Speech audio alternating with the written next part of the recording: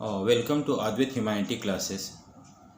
आज जो हम टॉपिक शुरू करने जा रहे हैं वो है डिबेट ओवर सब्सिडीज़। बाकी जो पहले के टॉपिक्स हैं वो हमने प्रीवियस वीडियोज़ में किया हुआ है, उसको आप देख सकते हो। इस topic that is debate over subsidies, उससे पहले हमें जानना ज़रूरी है कि सब्सिडीज़ होता क्या है, सब्सिडीज़ क्या होता है और किस तरह से क्या ये देना सही है या गलत है, इसी के ऊपर डिबेट है। यही डिबेट हम यहाँ पे डिस्कस करने जा रहे हैं कि सब्सिडीज़ के ऊपर डिबेट के बारे में। देखो, सबसे पहले तो हम मीनिंग ऑफ सब्सिडी पढ़ते हैं। क्या होता है मीनिंग ऑफ सब्सिडी? देखो, subsidies are the help given by government to farmers in the form of cheap electricity, seeds at lower price etcetera.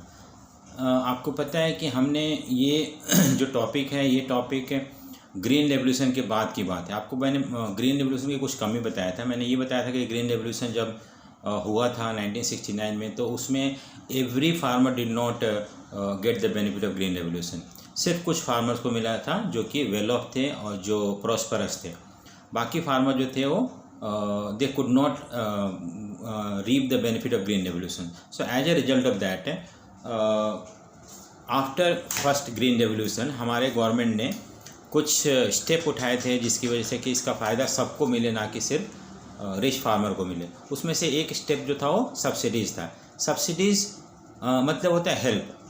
तो अगर गवर्नमेंट को ये लग रहा था कि ग्रीन रेवोल्यूशन का फ़ायदा क्यों सिर्फ कुछ फार्मर ही उठा रहे हैं, क्यों नहीं सारे फार्मर उसका फ़ायदा उठा पा रहे हैं, तो इसके लिए गवर्नमेंट को लगा कि अगर हम बाकी किसानों को भी जो इनपुट्स हैं, जो कि एक्चुअली महंगा था, मार्केट में ख़रीदना पड़ता था, उसको अगर सस्ते रेट में अवेलेबल करते हैं तो वो भी खरीदेंगे और इसका इस्तेमाल करना शुरू कर देंगे। इससे ग्रीन रेवोल्यूशन का जो बेनिफिट है that will spread to all the farmers in India.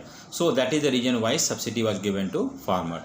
तो वही है, सब्सिडी मतलब हेल्प होता है, हेल्प, मॉनेटरी हेल्प, या that is given to the farmers in the form of cheap electricity. मान लो कि बाकी सारे पर्पज़ के लिए इलेक्ट्रिसिटी महंगा है, लेकिन किसानों को सस्ते में मिल रहा है। सीड्स जो है सस्ते में डिस्काउंटेड रेट में फार्मर को मिल रहा है। तो ये सब जो और बाकी सारे जो, सपोज मान लो कि मार्केट में सीड्स जो है 10 रुपीज़ है और किसानों को सिर्फ 5 रुपीज़ मिल रहा था, बाकी 5 रुपीज़ गवर्नमेंट अपने पास से दे रहा था। तो इस तरह से सब्सिडीज, देखो, subsidy were given to farmer so that even the poor farmer can use modern method of farming and reap the benefit of green revolution. मैंने उसको एक्सप्लेन कर चुका हूँ ऑलरेडी।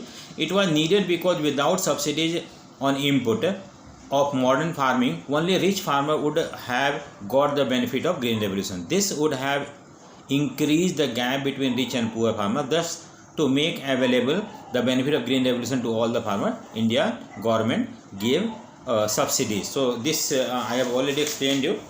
Now, अगर मान लो कि subsidies are not given to the farmer, then they will be encouraged to use new technology and method in agriculture. तो अगर उनको दिया जाता है तो then they will be encouraged to use new method. अगर वो न्यू मेथड यूज़ करेंगे तो सारे फार्मर को बेनिफिट होगा।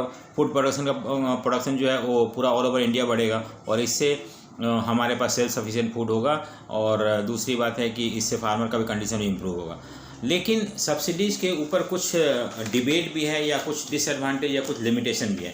देखो, क्या क्या लिमिटेशन था सब्सिडी के ऊपर। सबसे पहले तो लिमिटेशन ये था कि in a country like India where 65% of population dependent on agriculture, giving subsidy to such a large huge population would affect India exchequer and less money would be left for the development of industry and service sector. देखो, एक तो सबसे बड़ा कमी ये था कि India में करीब 65% लोग जो थे 1990 में किसान थे, फार्मर थे, और इतने सारे लोगों को सब्सिडी देना। सब्सिडी मतलब अगर मान लो कि 10 रुपीज़ का कोई चीज़ है तो गवर्नमेंट उसको 5 रुपीज़ में दे रहा है, बाकी 5 रुपीज़ कौन भर रहा है? गवर्नमेंट भर रहा है अपने पॉकेट से। यानी कि गवर्नमेंट का पैसा जो है ज़्यादा डाइवर्ट करना पड़ेगा सब्सिडी देने में। और इंडिया एक गरीब कंट्री था पहले, और हमें सारे चीज़ों पे पैसा खर्चा करना था, एम्प्लॉयमेंट पे भी, एग्रीकल्चर पे भी, इंडस्ट्री पे भी, टर्सी सेक्टर पे भी, इंफ्रास्ट्रक्चर पे भी। तो ये सारे खर्चा कैसे हो पाएंगे अगर हम सारा पैसा उसी पे डाइवर्ट कर देते हैं तो सब्सिडी पे। तो ये एक क्वेश्चन रेज किया गया कि अगर गवर्नमेंट ज़्यादातर पैसा सब्सिडी के ऊपर लगा देगा किसानों को हेल्प करने के लिए, तो how the other sector would develop. तो इससे certainly this will affect the development of our country, development of other sector like secondary and tertiary sector. दूसरा जो लिमिटेशन था, subsidy would also lead to misuse of resources when the inputs are given to farmer then they start using it recklessly, it would lead to wastage of resources. देखो मान लो कि अगर take the example of electricity जो है हमें 7 रुपये 8 रुपये अगर मिलता है तो महंगा है, और हम उसको बहुत ही सही तरीके से यूज करेंगे जिससे वेस्टेज ना हो। लेकिन अगर मान लो गवर्नमेंट सस्ता कर देता है, 1 रुपये पर यूनिट कर देता है, तो हर आदमी उसको वेस्ट करेगा, पंखा चला के छोड़ देगा या बाकी सारे उसका ध्यान नहीं देगा। उसी तरह से जब किसानों को सब्सिडी सस्ते रेट में मिलने लगे ना, तो उसका वेस्ट करना शुरू कर दिया उन्होंने। और ये एक तरह से अगर वही किसान पूरा पैसा दे के खरीदते मार्केट से, तो फिर उसको सही से इस्तेमाल करते हैं और इस तरह से वेस्टेज को रोका जा सकता था। लेकिन कुछ लोग बोलते हैं कि इससे वेस्टेज भी बहुत ज़्यादा हुआ। सब्सिडी देने के बाद जो सीड्स वगैरह या जो भी इनपुट्स उन्हें सस्ते मिले, उसको उन्होंने अच्छी तरह से यूटिलाइज नहीं किया। सो ये भी एक डिसएडवांटेज था। More use of fertiliser and pesticide if available at cheaper rate would affect environment. सबसे बड़ी बात है कि केमिकल फर्टिलाइजर होते हैं ये सारे, पेस्टिसाइड, इंसेक्टिसाइड, इसमें भी हम केमिकल यूज़ करते हैं, और सस्ते में मिल रहा है तो किसान ज़्यादा यूज़ करेंगे तो इससे पोल्यूशन होगा, लैंड डिग्रेड होगा इन कोर्स ऑफ टाइम, या इससे एनवायरनमेंट पोल्यूट होगा। तो ये भी एक आर्गूमेंट था कि सब्सिडी नहीं देना चाहिए। It was also argued that subsidy in the fertiliser would benefit fertiliser industry. देखो अब क्या होता है कि ये सब्सिडी यानी कि फर्टिलाइजर हो गया, पेस्टिसाइड, इंसेक्टिसाइड कौन बनाता था? गवर्नमेंट बनाता था। गवर्नमेंट नहीं बनाता था, ये जो था प्राइवेट कंपनीज बनाते थे। और प्राइवेट कंपनीज जो थे वो गवर्नमेंट को तो उसी रेट में देते थे, मार्केट प्राइस पे ही। लेकिन जब ये लोगों को मिलता था, किसानों को मिलता था, तो 50% ऑफ में या कम रेट में मिलता था। तो बाकी पैसा कौन भरता था? गवर्नमेंट भरता था। जब गवर्नमेंट इस तरह का काम करने लगा तो हमें बोला जा ये कहा जाने लगा कि सब्सिडी देने से जो बड़े बड़े इंडस्ट्री है, जो फर्टिलाइजर बना रहे, पेस्टिसाइड बना रहे, इंसेक्टिसाइड बना रहे, उनको फ़ायदा होगा, ना कि किसानों को ज़्यादा फ़ायदा होगा इससे।